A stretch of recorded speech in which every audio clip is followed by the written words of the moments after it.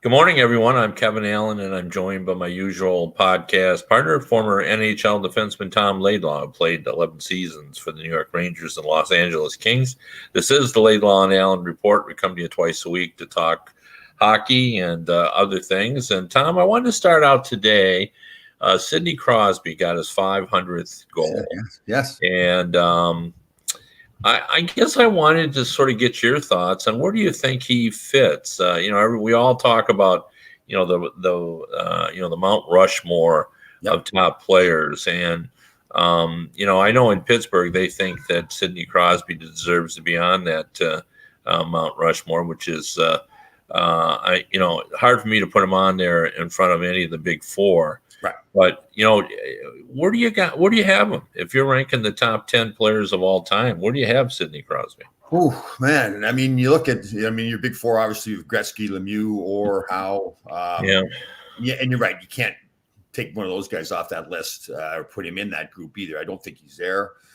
But, like you look at a guy like a Steve Yzerman and the career he had and all the wins he had, and I would have to put, I'm not saying they're the same kind of players, but I'd have to put him above Steve, I think. Don't you? I mean, I do have him ahead of Steve. Yeah. Yeah. Which is, that's saying a lot too, because I have absolutely.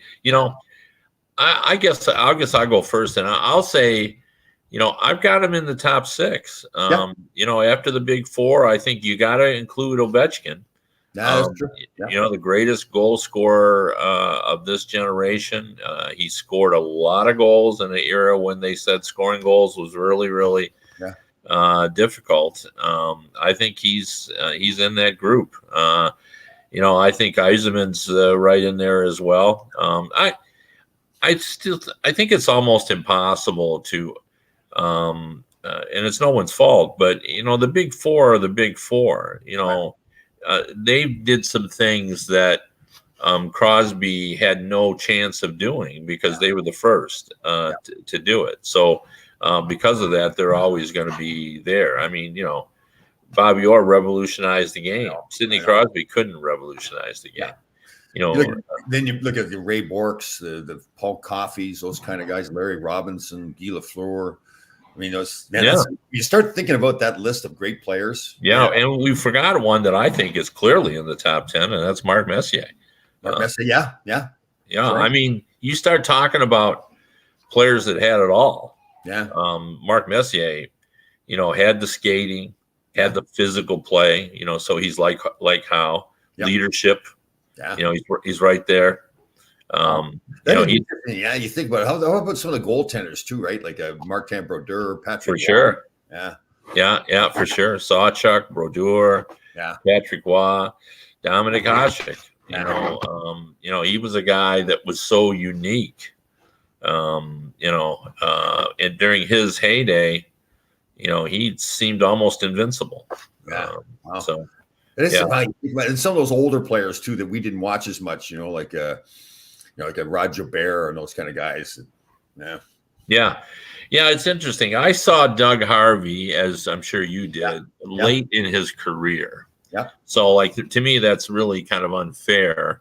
I've read a lot about him. I know that he was a dominant player, but because I didn't see him in his prime, like I have Nick Lidstrom ahead of him. Nick Lidstrom, yes. Oh, yeah. To me, it goes Orr, then Lidstrom, then Harvey. But if you want to tell me it's Harvey above Lidstrom, I'm totally supportive. Just because I don't know enough. I mean, I'm pretty well read about him, but and I know he was a dominant performer. But I saw Nick Lidstrom, and I know what I used to say about Nick Lidstrom.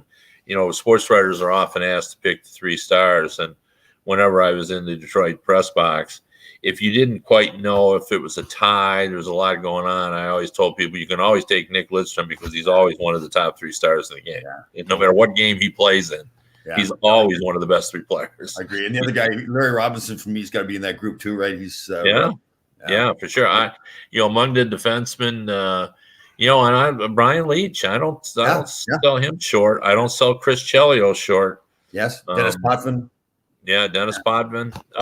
That's a great drill to do, right? Like to figure out, okay, who are the top Like to try to nail it down to even like the top 25 would be tough to do, right? Because for sure. Well, and we haven't even mentioned a guy that has to be in the top 10. Jaromir Jagr has to be in the top 10. Yeah. So best I can figure, you and I just have put 15 guys in our top 10. Yeah. Phil Esposito's in there. Yeah. Yeah. Great. Yeah. I mean, Phil's up there, but I don't have him in my top 10. You don't? Maybe not top 10. Okay. Yeah. And not that he wasn't a great player. Right. And that's the thing. Like, it really bothers me because I enjoy discussing this, right? But I hate to talk about it with people that just get upset over it. Like, I know, yeah. Like this, there's no right answer here. Yeah. We're all just, saying the way we see it. Yeah. And whose opinion really matters? No one's. Right. But other than, I think everybody could agree who the top 4 are, right? But you still. You get people who will say that Rocket Richard should be in that group. Yeah, very true. Rocket Richard's in my top 10. Again, I have about 16 guys in my top 10. But I wouldn't put him in there. We haven't talked about Brett Hull, scored a lot of goals. But I like the guys who bring more than one category. Yes. Joe Sakic. Joe Sakic's in there. So that's why, Mark Messier, as I mentioned, I put him up there just because I think he had so many different elements that he brought to the game. It's hard even when you're talking about the top players on each individual team. I live in Detroit. So who's the greatest player in Detroit history? Well, I think it depends on your age. Right. If you're my age, it's hands down Gordie Howe. Right. Now, does that mean Steve Yzerman wasn't an incredible player? Well, no, of course it doesn't. But I think the majority of people in Detroit today believe it's Steve Yzerman because, he's been in the game 37 years now, and, he's still having an impact in a managerial role. Right. So when people start talking about the greatest Red Wing of all time, a lot of people under 50 think it's Steve. That's true. I don't argue with him. Yzerman's a great player. Yeah. And of all the players that are playing now, who do you think is going to be in that list down the road? Like, will a Victor Hedman or a Vasilevsky down at Tampa? I think Victor Hedman will be. I think again, we're talking about players that we prefer, players who do more. Right. Hedman can do a lot. Yeah. Totally. And he's a winner. He's won back-to-back cups. Norris trophies, and I like the hardware guys too. I've been on the U.S. Hockey Hall of Fame committee for many, many years, and it matters that you've won awards. And I've also been in the past. I had a term. They have term limits for the Hockey Hall of Fame, and I was on that committee, and then it was time to move off that committee. But that's really where. When you're splitting hairs, like, it matters whether you won a Vezina. It matters whether you won a Hart Trophy. It matters whether you won a Selke. And oftentimes when you're looking for reasons to move somebody off the list, it's real easy to say, well, he never won a trophy. So, very true. Very true. Yeah. Hey, how about the Flames making a preemptive strike there and getting Toffoli from the Montreal Canadiens? I like that. I like that they didn't wait till the deadline. They went and did it right now. Yeah, and I think that was all Sutter. He knows him really well from Los Angeles. He liked him. He wanted more scoring. I thought he sent a message to Tree Living when the reporters asked him what he thought about the trade deadline. And he goes, I don't know. You should probably ask the general manager. Oh, I thought message sent to general manager. Nice. That's true. That's good. I'm a little unhappy. It's time for you to do something. Yeah. I'm Mr. Sutter. I won a cup. All right. Show me your cup. And there's my sleeper team too, right? I know maybe you can't call them a sleeper team when they're first in their division, but man, I think Calgary's got that big playoff type team, good goaltending. I think they could do something. I like them. Well, and I support the idea of them pushing all in because, they've got some issues. Like, this could be Johnny Gaudreau's last year there. I mean, they've allowed themselves put themselves in the position that he can walk away and they won't get anything for him. Sure. There's rumblings that Mr. Tkachuk may want to get out of there. Really? Tkachuk. Oh, yeah. Yeah, there's been discussion of that. They want to get rid of him, or he wants to get that he might want to go elsewhere. Wow. So I felt at some point, and I was clearly wrong on this because Brady signed a long-term deal with Ottawa. Yeah. But I kind of felt in the back of their heads that they were thinking, well, maybe we'll all meet in St. Louis at some point in time. Wow. He's there, his two sons could end up, playing there. Wow. What do you think it is, that he just doesn't want to play in Calgary, or he doesn't like the team the way it's made up, or? Yeah, or he just wants to, go play in St. Louis. Some guys don't like the idea of playing at home. Some people are afraid of it. I don't believe he's one of those. John Tavares wanted to go back to Toronto at the end. That's when he made his decision, right? He wanted to play in Toronto. That's right. Yeah. We saw the picture of a 10-year-old Tavares with the the Toronto Maple Leafs pillowcase or whatever it was. Definitely. Did you have one of those? No. I don't think I had any pillowcase of anything. No. Good thing he didn't sleep nude too. That would have been a scary sight. But yeah. Oh, Tom. How about next time? How about Eichel coming back tonight, playing for? Yeah. And how do you feel about that? I find it amusing that people are all up in arms about this.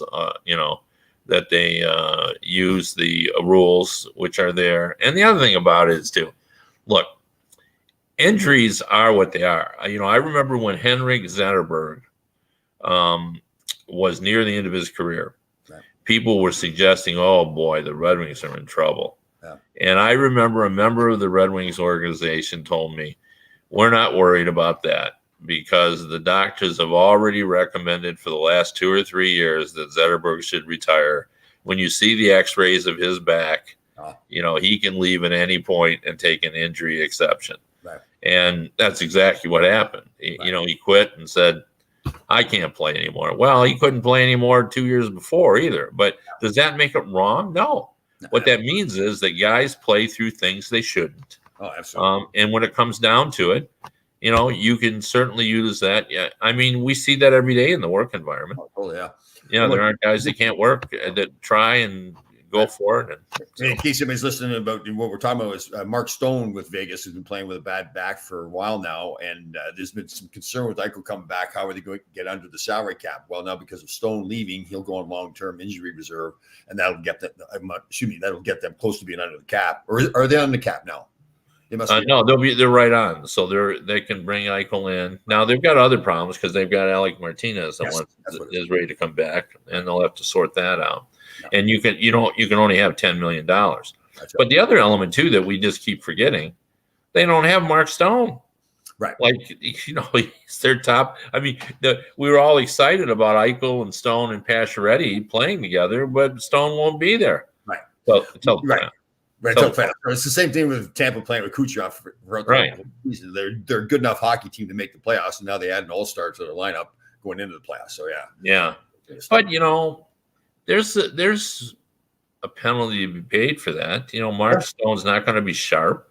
Yeah, he's going to come back. He's got to go through surgery. Yep. And to be honest, I'm sure he'll feel a lot better in the playoffs than he would have. Right. So you'll have a rested Mark Stone. You're right. He won't be as sharp at first, but he'll be rested. The back could be better. Yeah. I mean, he'll feel better. You would have to put. So where do you do then? You get a Mark Stone back into the playoffs. Same thing as maybe not quite the same level as Kucherov coming back with Tampa. You've got to put Vegas as one, if not the favorite at West, right? Or do you still have Colorado above them? Oh, I still have Colorado. Yeah. Okay. I think they're going to get Giroux. That's right. There was a rumor the other day that he said he wanted to get traded to Colorado. That's been floating around that he wants to play there. And then Marc-Andre Fleury. So now the most recent rumor is that's been shot down is Marc-Andre Fleury going back to Vegas with Leonard being hurt. But here's what I wanted to bring up today too, and I wrote this week. There was some discussion. You and I have even talked about it that maybe Colorado should put all their chips in because this is a really good team. They're number one offensive team. They've got talented players on defense. Makar is as good as there's been on defense this season. And he's he's mostly an offensive guy, but he plays a fine defense as well. And they should go all in, but maybe their goaltending hasn't been sharp. But I've looked at Kemper over the last 9 games. He's got a .958 save percentage. He's 7-0-1. He's got a 2.40.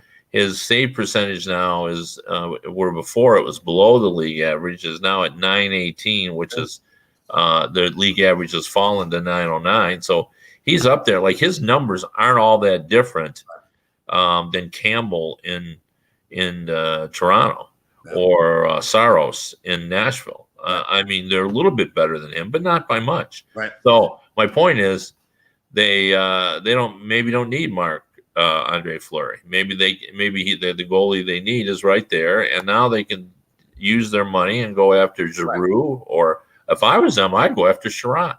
Right. So, okay, but if somebody says Darcy Kemper, you think you've got the team to win the cup, and Darcy Kemper is going to be your goaltender, and I hear you with the numbers, but do you say to yourself, okay, that's good enough, that'll help us win the cup? Yeah, I mean, if he's playing that well. Yeah. So I guess it's the if, right? He's one of those goaltenders, and there's a lot of them out there. The consistency is the issue. Right. When he's playing his best, he's good enough. But if he's not, obviously, then what are we getting, though? Are we getting that player is good enough? But you don't know. I mean, you don't know that Marc Andre Fleury is going to be terrific. Now, the odds are better. Right. Well, he had his times in Pittsburgh where he wasn't that great either. No. Yeah. And, a Marc Andre Fleury acquisition is not easy. Yeah. That's a $7 million player that you're adding on a team that's got $300,000 under the cap. Yeah. So, I mean, same thing with Giroux. Yeah.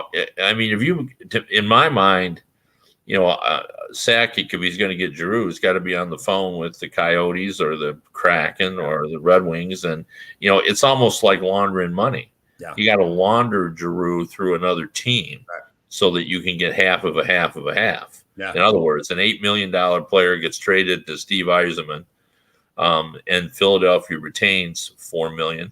Right. So now he's $4 million to Detroit, and then Steve Yzerman washes him, and then he's $2 million to Colorado. Right, and then Yzerman gets something for doing that. Yeah, Yzerman gets a sweetener, and Philadelphia gets their paying. So it's like you're paying twice. Yeah. But then you get Giroux for $2 million. Then I'll counter and say, don't they have a good enough set of forwards anyways? Do they really need Giroux? Is that what they need? Yeah, but this is my theory on that. Yeah. I don't think Nazem Kadri is playing for the Colorado Avalanche after this year. And I don't think Colorado, they've seen a lot of Nazem Kadri, and they're thinking, I don't know that he's this player. He's having an unbelievable year. Yeah. He's playing great hockey. Yeah. But are they going to give him a long-term deal? I'm not sure that they will give him as much as other teams will around the league. Right. So take a look at Skinner in Buffalo, right? That's the same kind of thing that happened here. Yeah. So I'm thinking that's what Joe's at least let me rephrase that. I was kind of slow. I'm thinking that's what Joe's thinking. I guess that's what I'm thinking. Right, okay. I'm thinking that. So now I bring in Giroux. And now I'm going to try to convince Giroux to stay in Colorado and be the number 2 center behind McKinnon. And, Giroux, would he take 4 years at 5? At this point in his career, yeah. And to play there and win and have a chance of winning every year. Chance of winning. Yeah. McKinnon, Landeskog, Rantanen, a lot of good players there. Makar, definitely. A lot of good players. So. All right, so now we're getting closer. We've got Giroux going to Colorado. That's a lock there. That's a Kevin Allen lock. It's a lock, but I think there's a good shot of it. So Marc Andre Fleury, the other guy out there. Here's the thing: where's he going to go now? Yeah.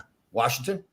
Well, he's pretty much said, I don't want to play against the Penguins. But really, no, I guess maybe it's. I mean, there's been a story written that has said that he has said he didn't want to go to Washington. Wow, so, interesting. No, I don't know, yeah. But he's run out of options.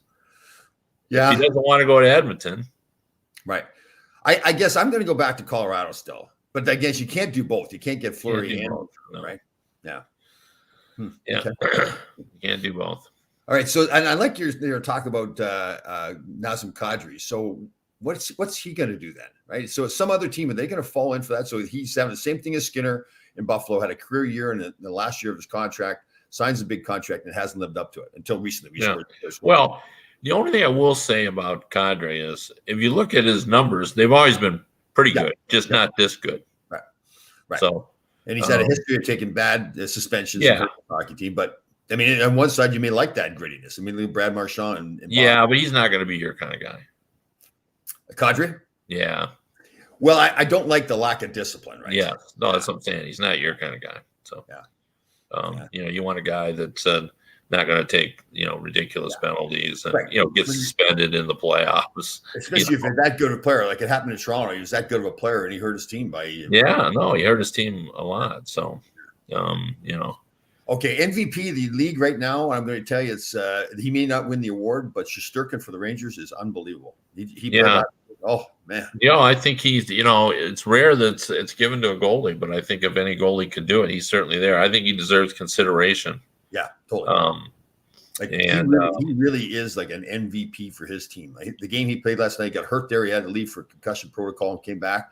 And the Garden went crowded. He came right back in for the shootout. And the Garden went nuts last night. I was watching on TV. It was quite a scene. Yeah, our friend, I think it was Susan Brooks. I hope I'm not wrong here, but I think she said it was like watching the Willis Reed. Yes. Yeah, I saw that. Yeah, I think she said that, which, I like, Susan's sense of New York history is unmatched. Definitely. And as soon as she said that, I knew exactly what she means. You have these points of reference we all do in the sports world that when you bring them out, then you know what happened. So as soon as she explained it to, because I wasn't watching the game, as soon as she said what she said, I knew. I felt the energy, because I remember watching that when Willis Reed come out when I was young, and it was unbelievable. Yeah. And he couldn't play at all, but he hobbled out and just gave that team. I think Susan will know. I think he scored the first basket too. Oh, is that right? I think so. Susan would know.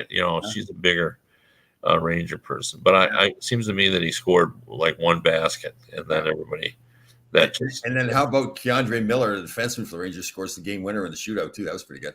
Yeah. Speaking of that, I don't know whether it's over or not, but Canada and the Olympics, it was 1-0 Sweden with 7 minutes to go. Oh, okay. And the U.S. is out now. Right? They lost to Slovakia. That quarterfinal game is really the tournament. It's so big because you win the quarterfinal, then you're going to play for a medal. You're either going to play for the bronze or you're going to play for the gold. That's right. But you got to win that quarterfinal, and everybody understands that. And I think that the pressure in that game might be as great as it is, because once you get beyond that, you at least know and the Olympics is like no other sport we know. Right. It's a big deal when you're third in the Olympics. It's a huge deal. Yeah, that's true. Yeah. I'm sure there's some people who are disappointed with the bronze or whatever because they were expected to win. Right. But for the most part, they still have the thrill of victory when they're in third place. Right. And it's hard to imagine they're on the podium. And the Olympics. And the Olympics is so big, and I know people are tired of me talking about that, but it's just so big compared to everything else. And the number of people who are tuning in and and all that, and it's such a worldwide audience. And I saw the story about where was the skier from? There was a skier from an unusual country. Was it the Bahamas? It might have been from the Bahamas. And someone wrote that that story about that skier hadn't reached 1 billion people. Oh, Yeah, that kind of example right there is good, right? Just to win a bronze medal, be from the Bahamas, be skiing. Yeah, well, he didn't win a bronze medal, but he just got in the ski event. He was last. Yeah, but it was a big event for him to be there. I mean, like it was the old Jamaican bobsled team, right? Isn't it? Yeah, or maybe it was Jamaica. I don't know. I'm probably getting that wrong, but I remember just seeing something. When I was on Survivor, we had the girl, this Elizabeth Beisel. She was a swimmer, an Olympic swimmer, and she only won a silver or a bronze. And I remember, talking about that, how big of a deal that was for her. It wasn't a gold. In fact, I do remember at first when she told me, I was like, to myself, I'm thinking, well, it's not a goal. But then, sitting and talking to her and telling her how much it meant to her, you can see that, it didn't matter. Yeah, here it is. He's Jamaica's first Olympic alpine skier. Oh, wow. That's great. And he reached the finish line. Wow. So he made it down the hill. He didn't kill himself. That's a win. So That's a win. I said Bahamas, but it was Jamaica. So, but anyway, it's just such a big event. But it's so unusual compared to, third place means nothing. Yeah. If you're third place in the NFL, that means nothing. Or you lose the Super Bowl. Yeah. But a silver medalist, no, that's different. And the late Art Berglund used to always say that the strange thing about international hockey is you got to win the bronze, but you have to lose to win the silver. And he said it's such an odd thing. He said, yeah, very true. Yeah, very true. You got to win your last game to get the bronze, but to win the silver, and that's what they call it, you won the silver medal, you have to lose. Right. So that's interesting. Yeah. So, but that was if both the North American teams are out, and they both those countries went different ways. Yeah. The American team loaded up on college players, took a lot of very talented players, but they're young. Yeah. And Canada elected to take a lot of seasoned pros who were in Europe. They also took Eric Stahl. Was Stahl a shot at the NHL, you think? Was somebody sign him? Yeah, someone said he might already have a deal in his pocket already. Oh, right? Oh, wow. Yeah. So see, that'd be a good guy to me, like a Joe Thornton kind of guy, a third line guy, a character guy. I guess been around before, good work ethic, good reputation. Yeah, or fourth line, or just a guy to have around, depth guy. There's always injuries in the playoffs. You just can't avoid it. That'd be fun for him to go to a place like let's say even a Tampa thinks, we need that depth guy. And for him to imagine the thrill he'd have just to be on that, like he hasn't won a cup yet, has he? I don't think he has, right? No, right. No. So that'd be like go for a team like you go for the Rangers, right? Come here and and the beauty of that is I don't care what your cap situation is, as long as he signs for the minimum. Yeah, totally. You take on one guy and you put that guy in. It doesn't matter. In fact, if he signs for the minimum, he might save you $200,000. Yeah, no kidding. Imagine that and come with the Rangers. Ooh, that'd be a good pickup for the Rangers. That depth guy. Wow. So. Yeah. Nice older guy. They got his young kids here. The nice older guy to help out. Now, we have almost a month to go before the trade deadline, and you've come around to my thing. You think the Rangers will do something? Yes. Yeah. But I don't totally agree. Like the theory is that they owe it to the players there now. To give them I know, and you don't buy that theory. I like that. I like that. I mean, listen, I can't necessarily argue with that. It's just not what I would do. I think those kids getting the experience and everything. And who says they don't win with the kids they've got here too, right? So, I mean, fact, and I'm sure you'll know, but okay, so when has it worked when you got a younger team like this that's maybe ahead of schedule for being a contender, and now you think to yourself, okay, you got to bring in some guys to help them to win? When does that happen? I guess you look back to the Islanders maybe when they brought in Butch Goring. I mean, he was a missing piece. Like, I think through the years we've certainly had some missing pieces, but we've had more misses. Right. Because 10, 12 teams go out and get a player and only one wins. Didn't St. Louis, when they won recently, didn't they actually trade away somebody? So it was a Stasny they traded away or something like that. They didn't think they were going to be a contender, and they traded away somebody and they still won.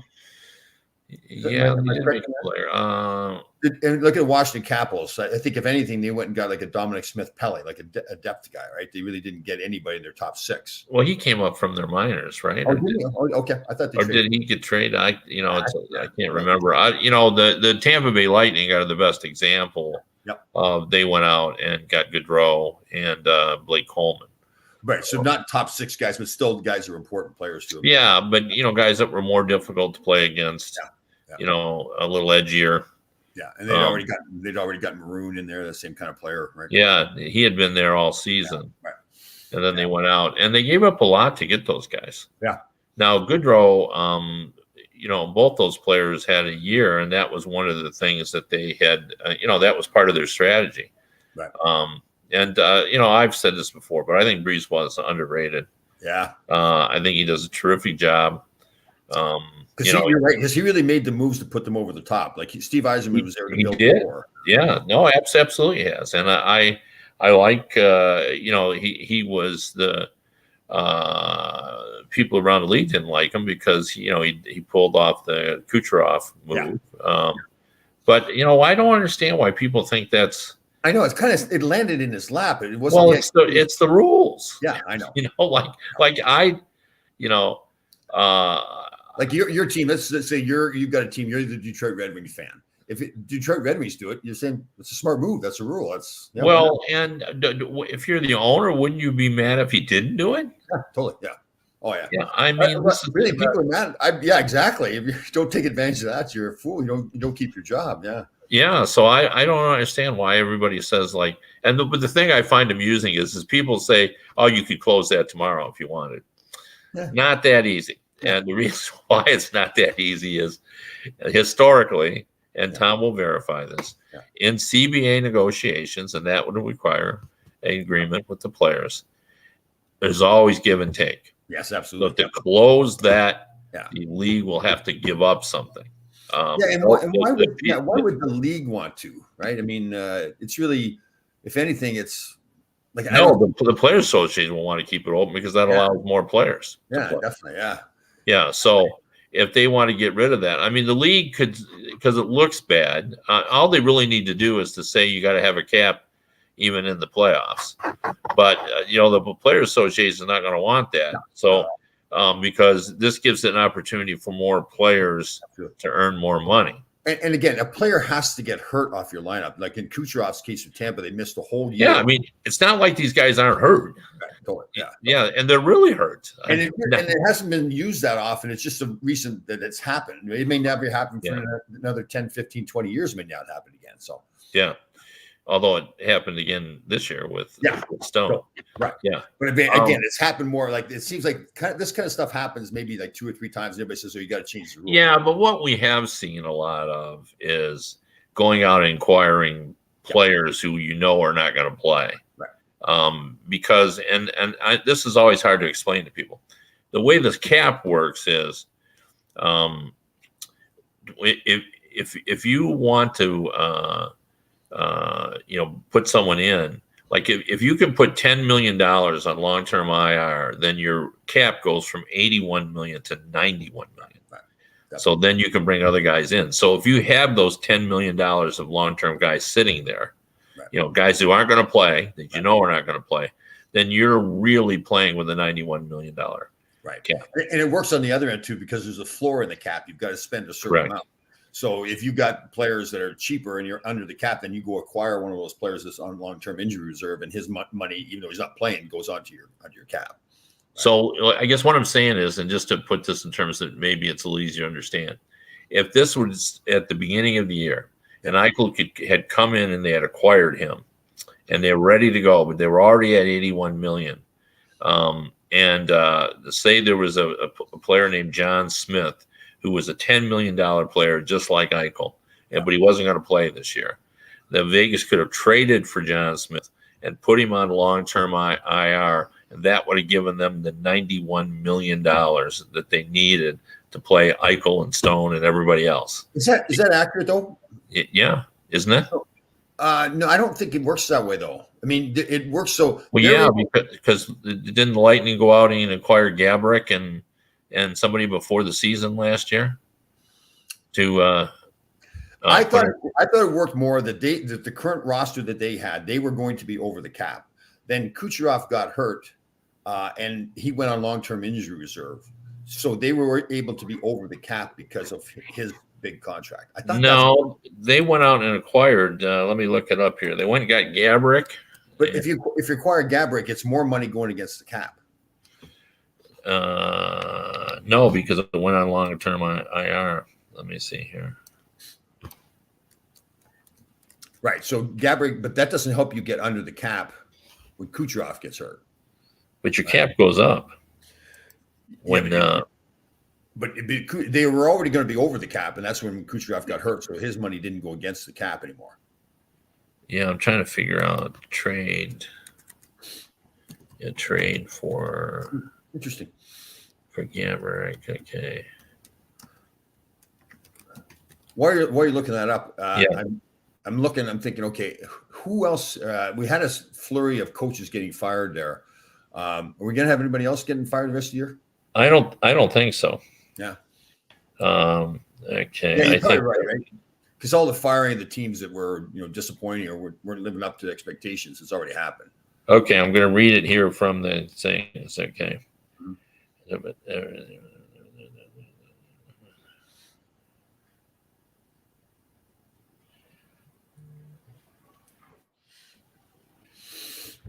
Okay. Per cap friendly, Marian Gaborik, who hasn't played a game since 2018, has a 4.875 salary. This is from when they did this. And Anders Nielsen, he was the other player I couldn't think of that they brought in. So they brought those players in, which gave them $7 million. So Tampa brought those guys in. They acquired those contracts, knowing they couldn't play. So then they immediately moved them to long-term IR. Right. So then they had $17 million over the cap. Right. And then right. so yeah, you're right. Yeah, you're right. They had $17 million over the cap. And then they put all those guys on long-term IR, including Kucherov, and that got them under. Oh, okay. I see. Gotcha. So I remember that too. You're right. Yeah, I remember they were 17 million over the cap. Yeah. Interesting. Yeah. So that allowed them to do that. They had to go get those guys to make it worthwhile. So anyway. But I'm with you though. It doesn't really. I mean, obviously there's an advantage to the Tampa because they added an all-star player in Kucherov going into the playoffs, and they were able to keep him and not be compliant with the cap. Well, they were compliant with the cap, but. Yeah, and he was legitimately hurt. Yeah, I mean, if anything, if there is a piece of it that really should be changed, I mean, first of all, you have to have that because it isn't fair if you'd lost them and you couldn't replace them. Yeah, totally. You should be able to replace a guy who's hurt on the cap. But it's not fair to the Tampa fans, right? I mean, they're putting. Well, it's just not fair at all. Anyway, I mean, you're in a salary cap. You should be able to replace players who get hurt. Because that's just part of the game. But my point is that I wonder if you should be allowed to trade for players for the express reason of not that they're going to play for your team, that you can put them on the long-term IR. Yeah. So and then the other end too, where you're trading for players and now just to get you to the floor. Right? Yeah. No, and you see that all the time. Yeah. I mean, you see players get moved knowing they're not going to play. Yeah. Who was that guy in Toronto that got traded? The right winger. He signed. He'd been with the Devils, and he was with he got moved all over the place, or his contract got moved all over. Yeah. Well, and Pronger is somewhere. Yeah. Pronger is sitting on someone's long-term. That's right, too. Yeah, that's right. Yeah. So it's a bizarre deal. Yeah, definitely. Hey, big news. I know I was bragging about it before the show started, but we had a Greenwich girls hockey game last night, high school hockey game. And so lo and behold, we had it was 2-2 game. We had a power play late in the game, and Coach Laidlaw came up with a power play off the face-off, and we scored. And who would have thought that Tom Laidlaw's drawing up any plays for a power play at any level? But it was pretty good. The girls are fantastic. We scored, and the girl that scored the goal, actually, she looked over at me. It worked. She was all excited. Was that a Herb Brooks play that you? No, and actually, I remember it more. Well, this funny part that I forgot to tell. They said, "What do we name it?" To me, when I saw it get used, it was Joey Mullen, the great player that played for Calgary and Pittsburgh, had a great career. He used it all the time as a playoff face-off where he faded away. And kind of everybody forgot about him. Then he had a one-timer. The girls thought I said mullet though, so instead of Mullen, it has become mullet now. So that's our name for that play. Wow, the mullet. The mullet. Yeah, that when you said that, it reminds me of my favorite Joey Mullen story that really had nothing to do with Joey Mullen. It had everything to do with what a positive person the late Bob Johnson was when he was coach, and Barry Smith, who was his longtime assistant and then was Scotty Bowman's longtime assistant, told me the story about The Pittsburgh Penguins during the early 90s when they were winning cups were known as not a good practice team. Oh. And they had a particularly bad practice. And Barry Smith was real unhappy about how that practice had gone. The guys weren't into it. They weren't sharp. They were screwing up the drills. He wasn't happy. And he came in and he thought Bob might be unhappy too. But as he was starting to complain about the players, Bob looked at him and he goes, you know, Barry, it was this bad ice out there. It was Joey Mullen ice out there. The boys just couldn't move in the ice. The ice wasn't any good. You can't have a good practice when the ice is bad. It wasn't the boys. It was the ice. The ice was bad. And Barry said, if there was ever a moment when I realized what Bob Johnson was ever about, it was that. You know, he just always was so pro player, and he always wanted to, make the guys feel better. And, he felt like he got more out of them with Honey. Like even I remember too about, and I've told this story before, but when they wanted to get Mario Lemieux to work more on his stretches with his back. Right. And instead of Bob calling in Mario and haranguing him for not being more consistent in getting that done, he told the story to the reporters. He said, "You ever go to the zoo, boys? You ever go to the zoo?" He says, I like to go to the zoo, and one thing I notice is when you go see the lions, you know what they're always doing? They're stretching. I think you told me. That's right. Every day the lion stretches. When a lion gets up, as soon as he wakes up, he stretches. Yeah. Stretches out, gets that back, feeling good. He says, then they're ready to go. They're ready to be king of the beast as soon as they get that stretching in. We all wrote that, and I'm sure Mario read it. Yeah. So I don't know if it helped, but that's the way Bob was. And speaking of Joey Mullen too, my favorite Joey Mullen story, like he was a great goal scorer. So I remember one time, I think we were at the Garden, he came to the front of the net, and I said, I'm going to clear out the front of the net. I'm cross-checking him in the back. And he's like, oh, it's hurting and all this kind of stuff. And then I'm thinking, then he moved out to the high slot, and I'm thinking, I scared him away. I scared him away. Well, as soon as he moved out to the high slot, I can't remember who it was that was playing center. He fed him a pass. He one time that scored the goal. He turned around and looked at me with a little look like, he suckered me into it. Like I really believed that I scared him away, and he had the whole thing planned all the time. So yeah. That's a great goal scoring. Anyway, well, we've run out of time, but we appreciate everyone for watching. We'll be back next week for another edition of Laidlaw and Allen. If you want to read me, I'm at DetroitHockeyNow.com or HockeyBuzz.com. And again, if you want to listen to the radio version of this show, you can go to radio.co at 365 Sports. Again, that's radio.co at 365 Sports. We'll see you, buddy, next week.